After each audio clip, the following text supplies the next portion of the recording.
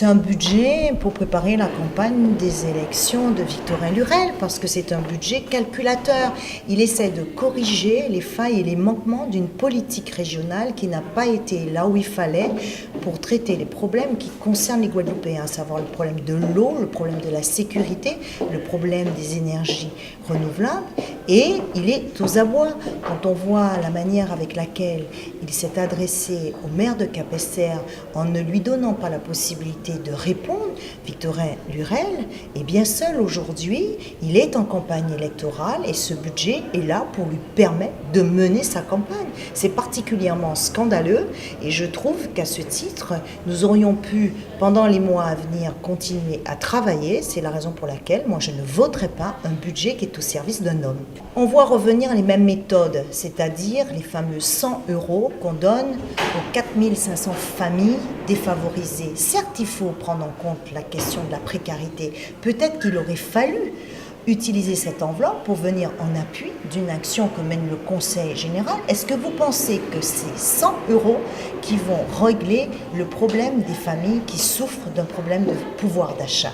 On voit bien aussi qu'au travers des crédits qu'ils viennent de mettre en complément de ceux qu'ils avaient mis les dernières années pour l'amélioration de l'habitat, qu'on prépare la campagne électorale sur les mêmes méthodes, les mêmes procédés. Les Guadeloupéens ne sont pas dupes, alors qu'il y a des vrais sujets sur lesquels il faut qu'on puisse examiner. Il avait annoncé un plan d'urgence de 22 millions pour l'eau, je ne l'ai pas trouvé dans le budget supplémentaire et il ne s'est pas exprimé là-dessus. Donc une fois de plus, nous avons un budget en trompe-l'œil et pour demain permettre à Victorin Lurel d'avoir tous les moyens de sa campagne électorale.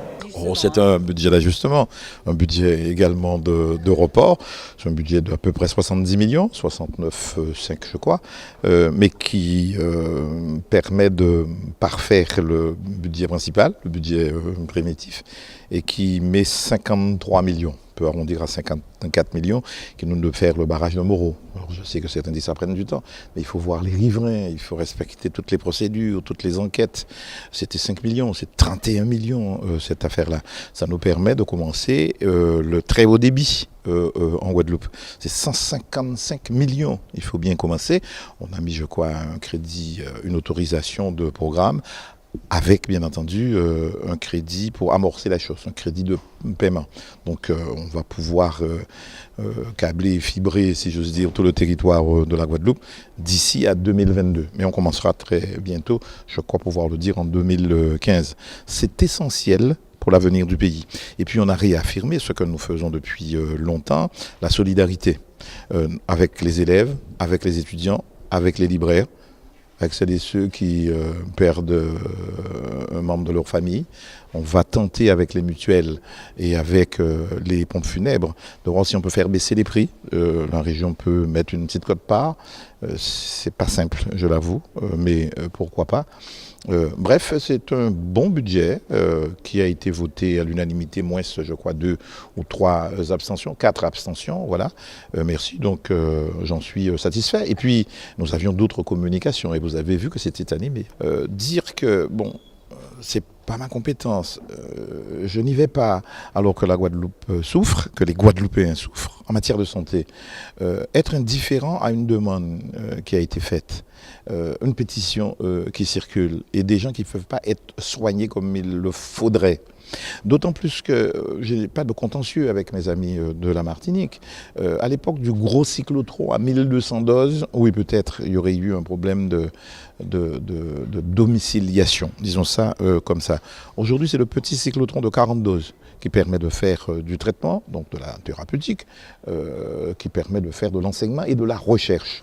Nous avons ici une fac de médecine, nous avons ici une fac de sciences, et donc tout ça est bien articulé, et donc nous avons mis 8 millions pour faire ce cyclotron. Je l'ai expliqué à mon ami Serge Letchimy, j'attends que le gouvernement statue, puisqu'il faut agréer la technologie elle-même. Oui, on s'est emparé d'un certain nombre de sujets qui ne sont pas forcément les nôtres. Par exemple, l'eau. Vous avez vu que ça a été un débat passionné, de dire qu'il y ait 6 ou 7 autorités compétentes qui ne s'entendent pas, qui se déchirent. Vous, journalistes, vous comptez les coups. Celui-là a gagné aujourd'hui, celui-là a renversé la situation. En attendant, la Guadeloupe souffre. Et puis, il y a un spectacle qui est donné et qui est détestable. Et j'ai entendu, moi, un développement avec presque larmes, presque m'accusant quelque part, sur un sujet, l'eau à Capesterre. Il faut que les Capestériens aient de l'eau. Durablement, de qualité et à un prix raisonnable. Voilà ce que nous demandons. Nous demandons simplement qu'il y ait des accords et que tout soit réglé. Et j'avais dit, oui, effectivement, il y a un texte en discussion.